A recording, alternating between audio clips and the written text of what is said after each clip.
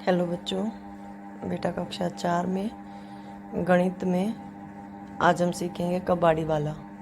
ये आपकी जो पाठ्य पुस्तक है उसकी एक प्रश्नावली है। आज बेटा मैं आपको यहीं पे समझाऊंगी, अलग से भर के नहीं दिखाऊंगी, आप समझ जाना प्लीज़, ठीक है। निम्नलिखित प्रश्नों के नोटों का मूल्य ज्ञात करना है। 100 के अगर मेरे पास 5 नोट हैं तो कितने रुपए हो गए? 500 रुपये। 5 रुपये के 12 नोट हैं, 5 रुपये के 12 हैं, 12 पंजे 60 रुपये। 10 रुपये के 10 नोट हैं, 10 रुपये के 10 नोट हैं, 10 गुना 10 100 रुपये।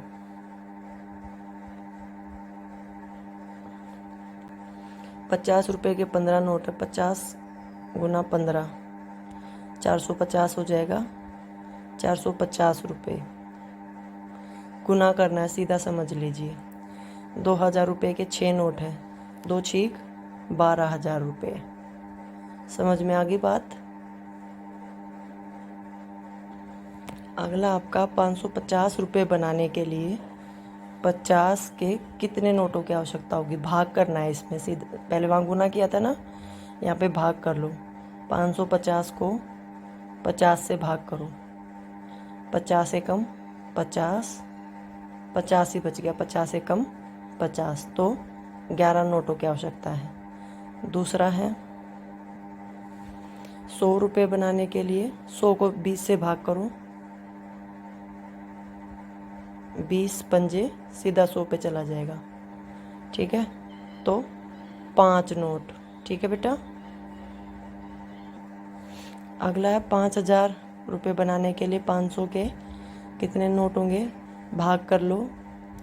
दूसरा तरीका है शॉर्टकट वाला।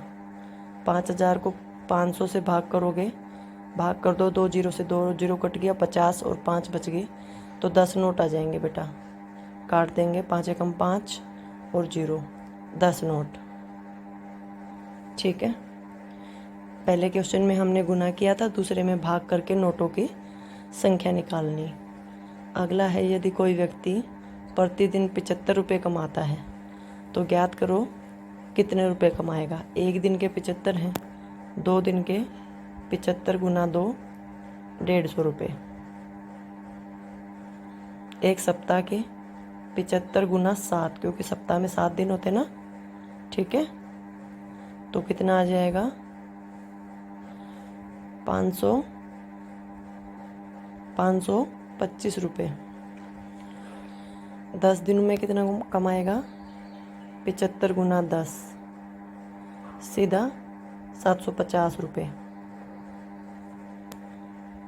1 महीने में, जून के महीने में कितने दिन होते? 30 दिन होते ना, तो 75 गुना 30, ठीक है। गुना कर लीजिए, 2050 रुपये, 2250 रुपये, ठीक है। अगला है बेटा बॉक्स गुणनखंड विधि का प्रयोग करते हुए। इसमें क्या कर रखा है मैं समझा देती हूँ। 98 को टुकड़ों में लिख लिया, 90 और 8 के छोटे कर लिए, और 25 को लिख लिया 20 के और 5 के।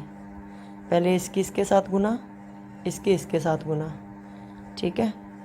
दोनों के साथ अलग अलग कर दी, और फिर चारों संख्याओं को जो आया उनको जोड़ दिया, तो आंसर आ गया। इसी तरह से आपको करना है, ठीक है। 77 और 55, देखिए मैं करके दिखाती हूँ। आपका है 77 और गुना 55। 77 को हम क्या लिखेंगे? 70 जमा 7 गुना 50 को क्या लगाएंगे? 50 जमा 5। तो ऐसे लिखिए 70 और 7। बॉक्स बनाना चाहें बॉक्स बना लीजिए।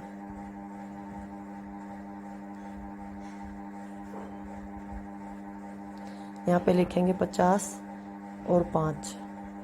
पहले इसकी इसके साथ 3500 आ गया, फिर इसकी इसके साथ 350 आ गया, फिर 7 की इसके साथ 350 आ गया, फिर इसके साथ 35 आ गया। अब इन चारों को जोड़ दीजिए, 3500 जमा 350 जमा 350 जमा 35, 5 3 8 11 12 और 4235 इसका आंसर आ जाएगा। समझ में आया आप लोगों को? इस तरह से करना है आपको। जो अगला एग्जाम्पल करेंगे और अच्छे से समझ में आ जाएगा। देखिए आपका 63 गुना 12 है, इसको भी कर लेते हैं। 63 गुना 12, 60 जमा 3 लिखेंगे, गुना 10 जमा 2 लिखेंगे। ठीक है बेटा, बॉक्स बना लीजिए आप।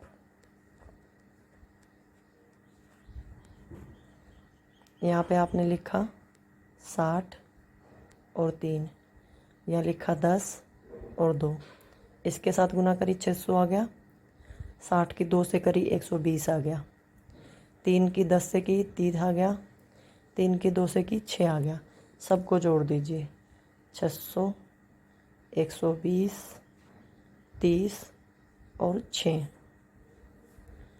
यूँ का यूँ, 3 और 2 5 और 6 और 1 7, 756 आंसर आ गया बेटा। ठीक है, इस तरह से करना है, इजी मेथड है। ठीक है, 756। अगला है भुगतान किए गए ब्याज की गणना करनी है। देखो मूल राशि ये थी, ब्याज के साथ इतनी है, ये दोनों तो बराबर हैं तो इसमें 0 0 आ गया। 500 5500 और 5500 5500 इसमें बराबर हैं दोनों, 0 0 आ गया। ये 956 रुपये है और ये 1500 है, इसमें मतलब ब्याज दिया गया है। कैसे निकालेंगे? ज़्यादा में से कम घटा दीजिए, ब्याज आ जाएगा। मूल राशि को घटाया, 10 में से 6 गया 4, 9 में से 5 गया 4, इधर बच गया हमारा 14, 14 में से 9 गया 5, 554 रुपये। ठीक है, ब्याज है। ये 678 है, ये 1000 है, इसमें भी ज़्यादा है, इसमें भी इसी तरह निकाल लेंगे। 1000 घटा 678, 10 में से 8 गया 2, 9 में से 7 गया 2, 9 में से 6 गया 3, 322 रुपये।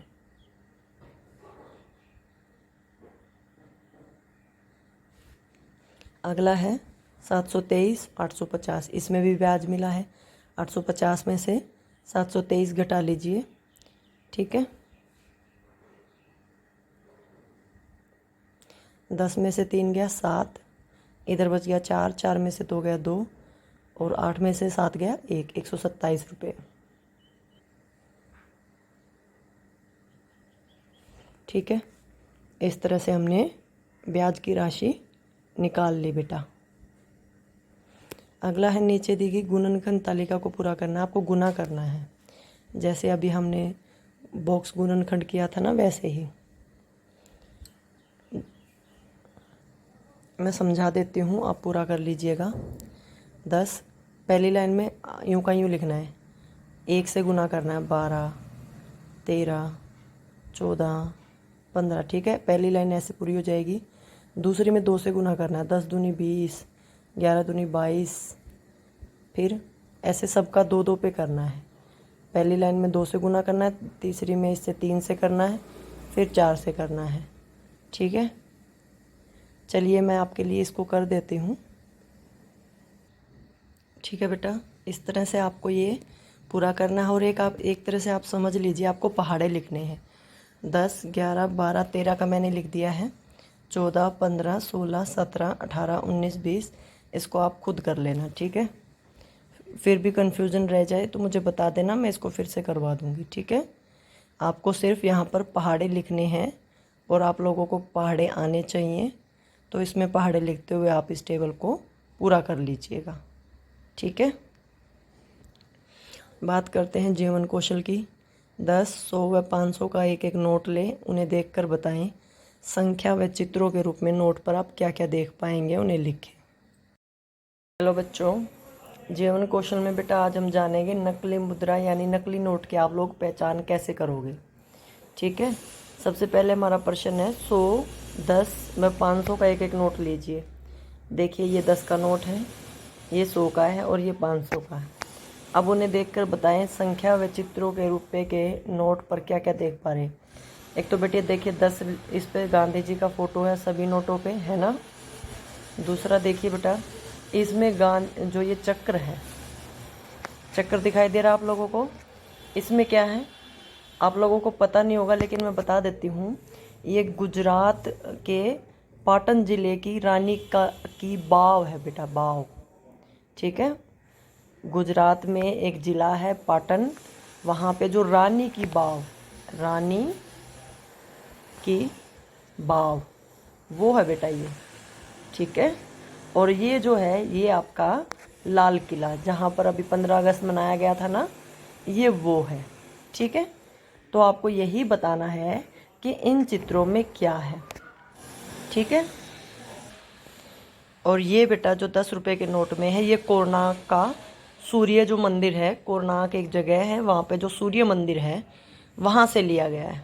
ठीक है, अलग अलग नोट में अलग अलग आकृतियाँ हैं, सभी में नंबर लिखा हुआ है। नंबर यानी जो नोट की संख्या होती है वो, और सभी में इनकी संख्या लिखी होती है, कितने रुपए का नोट है।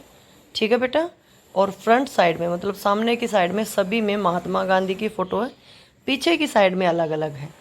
ठीक है, और अब इन्होंने इनमें एक कदम स्वच्छता की ओर वो भी सब में ले रखा है। ठीक है, तो जितनी चीज़ें आप देख पाएँ वो सब लिख दीजिएगा। ठीक है बेटा, 10 रुपये के नोट पे कोणार्क का सूर्य मंदिर, 100 रुपये के नोट पर रानी की बाव और 500 रुपये के नोट पर लाल किले का चित्र छपा हुआ है। इसके अलावा सभी नोटों पर महात्मा गांधी की फ़ोटो और संख्याएं, जैसे 10 रुपये पे 10 रुपये और इसका नंबर जो है, ऐसे ही 100 पे 100 और इसका नंबर। ठीक है, इसके अलावा आप नोट को लेकर जो जो बातें आपको दिखाई दे वो लिख सकते हैं।